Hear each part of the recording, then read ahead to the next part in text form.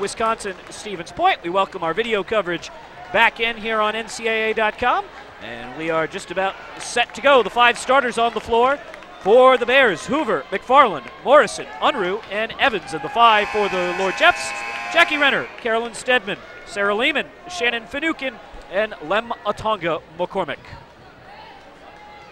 WashU with the basketball to begin the second half. Boy, they got 8 points from Catherine Berger, who really, like we talked about in that first half, was the offense for WashU. They're going to need their starters to start producing, and it starts with Jamie McFarlin, who gets the ball right away underneath the basket off a lob. Step back, off the glass and in. McFarlin battled foul trouble in the first half. The Bears are going to need her in the second.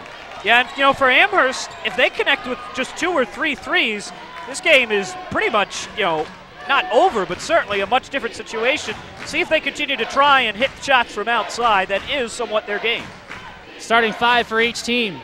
Lem Atonga McCormick on the left baseline throws up an air ball from 15. Zoe Unruh underneath controls for the Bears. Good start to the second for WashU, trailing 28-20. Unruh, high left. Evans posting. Evans wide open underneath the basket, but Hoover moving to her right, didn't see it. McFarlin with the shot clock down at 10. Just outside the lane, lost the basketball, and it's stolen by Sarah Lehman. Wow, what a great job by Shannon Finucane to come down on help defense and pry the ball away. Just over a minute into the second half. Amherst 28, WashU 20. Atonga McCormick double teamed, shoots it onto the left edge for the wide open Renner, who drives and takes it all the way to the hole. Back to a 10-point advantage. WashU's going to need to start coming up with stops on the defensive end. This is the type of ball game they like to play, Gordon, a slow-tempo game as Janice Evans gets wide open underneath, fed perfectly by McFarlin for an easy layup. But they need to start finding a way to put up points in bunches. The most points they've given up in a single game this season, 74 in an exhibition victory over Southern Illinois, so you can't really count that. Other than that, they are not a team who likes teams to score in the 60s. 67 by Maryville, Tennessee in the first round of the championship tournament is the largest total against them this year as Amherst turns it over. Good backdoor cut by Carolyn Stedman there, a WBCA All-American as announced last night. Just not able to complete the play there with Renner. NESCAC Player of the Year. Evans high left. Bounces top of the arc for Hoover. McFarlin will pop out on the right wing. Lobs it for Evans. Entry pass too strong out of bounds to Amherst. And the WashU fans upset number 1, hoping for a tip number 2, perhaps saying that Evans was held up in her chance to try to get to it. I'm sure the official's not crazy about the fact that that's a WashU camera person there who angrily bounced the ball away from him as he went out of bounds. Apparently did not like the call.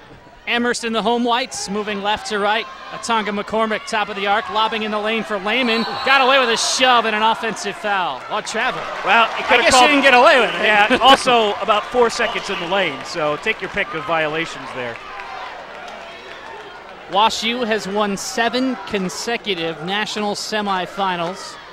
They've only been beaten at this point in the championship tournament once under Nancy Fay, and this their 9th visit to the championship round.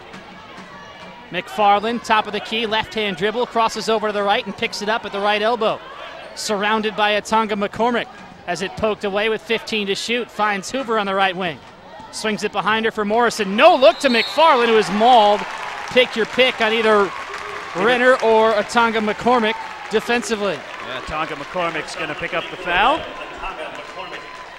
Second foul on Atonga McCormick. WashU to the free throw line. They were 6 of 6 at the line in the first half. One of the things they did well in the first half, free throw shooting. McFarlin was 2 of 2 for herself. Those were the only 2 points of the half. Scored by the graduate student who you heard from at halftime. Hope you enjoyed the interview with Jamie McFarlin as the free throw falls in. Telling us a little bit about her story and how difficult a decision it was to come back to WashU. As her second free throw is good and the deficit is whittled to 6 at 30-24. Stedman crosses half court. 1-on-3 to the basket, off the glass, short. Offensive rebound, Tonga-McCormick with a second opportunity. 13 offensive rebounds in the first half for Amherst, but they only led to 13 offensive points on the second chance because of the fact that a lot of those were third and fourth chances. Hoover inside the free throw line, dumps it off to Unruh, who converts on the right wing, hitting the 16-footer.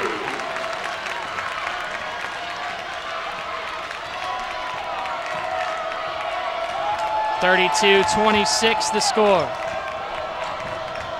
Amherst continuing to lead. WashU has not led in the game. The Lord Jeffs scored the game's first 10 points. Lehman in the lane, too strong. McFarlin taps the rebound to herself. Boy, she looks like a graduate student not wanting her season to end. In transition, it's Unruh for three, left corner. Nope. Short off the front iron, and the rebound will come into the arms of Janice Evans, who is fouled. And the foul is going on Amherst. Sarah Lehman. A lot of pushing and shoving, a lot of contact between McFarlin and Lehman down low. Had to call something, I guess. The Bears will take it, trying to pull within 4, which they did with 3:45 left in the first. Morrison missed a wide open layup low right. Gotta finish easy layups. Finucane to Stedman inside the free throw line, the left wing from 13. No, but McFarlin is there. Can't say enough about what McFarlin's been able to do at the start of the second half. Head and shoulder move for McFarlin. Back to the top of the arc. McFarlin posting. Right of the lane. Gets it. Short. McFarlin got it back. Had it swatted by Tonga-McCormick. Again, the WashU fans can't believe there was no foul as Renner comes out for Amherst. Tonga-McCormick is wide open off of a feed from Finucane, and it's back to an 8-point edge at 34-26. Tonga-McCormick, as Finucane will pick up the foul. I don't know that this is a tempo WashU likes. No, I think this is. Now, it's hard to say because Amherst leads the nation in scoring margin of victory. And they have a lot of games, when you look at them, are absolute blowouts, but I think they would prefer this higher pace. We're going to take a break. This is immediate timeout. Amherst 34, WashU 26. This is NCAA.com.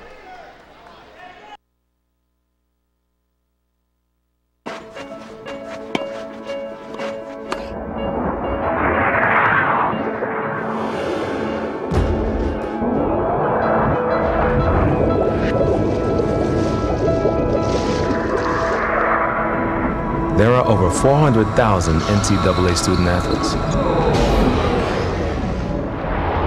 And just about all of us will be going pro in something other than sports.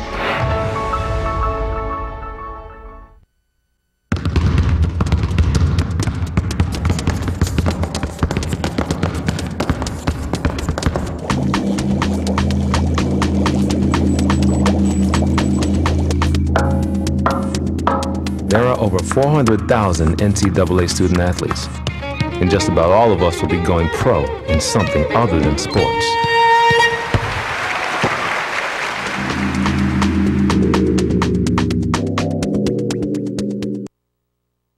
As they welcome you back in, and you get a look at GP Gromacki's huddle there, talking about the excellence at Amherst College. 4 Nobel Prize winners. Prince Albert II of Monaco, Calvin Coolidge, a host, too many to count, of congressmen.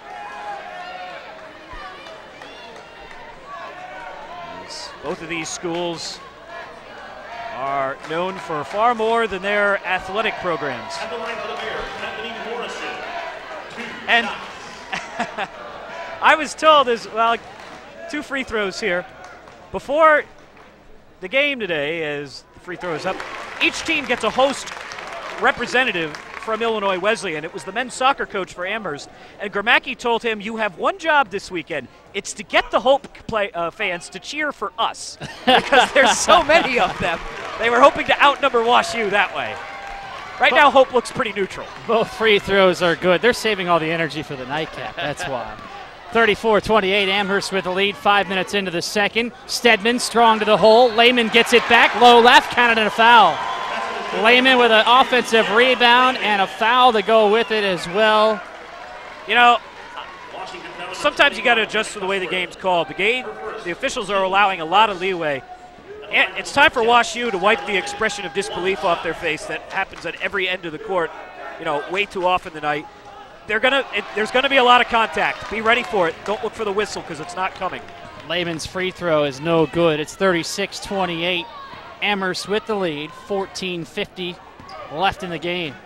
Cussworth high left to Berger, top of the arc. Berger up the right edge of the lane as it knocked away by Renner. My goodness. Now that could have been a foul. In fairness, there's a whole lot of contact. 6 every blocks kind in the first half by Amherst, yeah, and 3 by Wash U. There's a whole lot of contact by Renner there. But 13 to shoot for Wash U as they get it into Berger. But they're not calling it, so don't look for it, I guess. Berger has it picked away by Lehman, who reaches out defensively. Amherst trying to get it back to double digits. They led by 10 at the half, 28-18. Lehman to Renner, working against Berger. Angling left around the arc. Entry pass for Lehman. Looks for Dagnall, a little bit behind her, thrown away. Cussworth the steal. Morrison a behind the back move as she leads the Bears in transition. Morrison in the lane, 7-footer short, tries to follow the shot and knocked Fanuc into the floor in the process. Morrison knew it was short, Gordon, but to try to get around Fanuc, you can't just shove her to the floor. Let's see how long Faye keeps. Well, the answer is very, very short. I was to say, see how long she keeps McFarlin off the floor.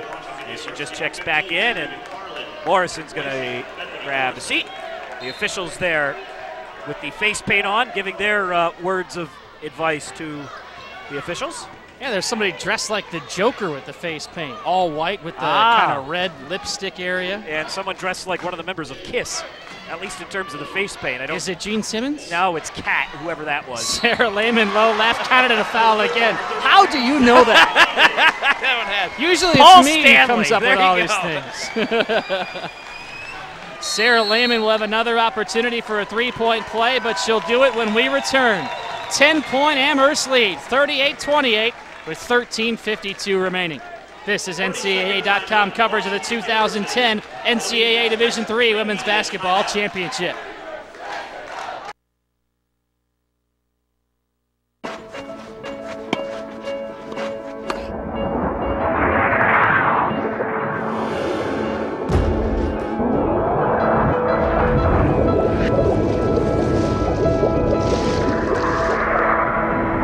There are over 400,000 NCAA student athletes. And just about all of us will be going pro in something other than sports.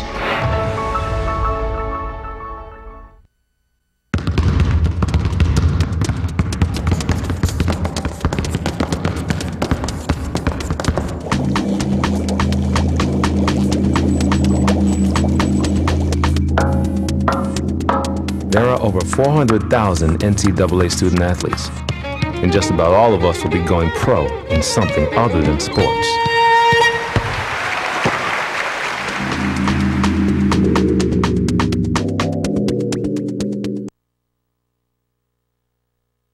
The Lord Jeffs up on top of Wash U. They led 10-0 right out of the gates, and the lead is seesawed back and forth, but it's back at 10 now. Amherst 38. Wash U 28. One of the things we talked about in the pregame, Tim, the fact that Wash U does not have a go-to player necessarily in terms of scoring. I think McFarlin has become that de facto here in the second half. She looks to be the one they're trying to feed to get back in this game. McFarlin was absent in the first half because she picked up 2 quick fouls and then couldn't really do much with those 2 fouls when she did come back in with about 7 minutes left. Sarah Lehman will try to make it an 11-point lead for the Lord Jeffs.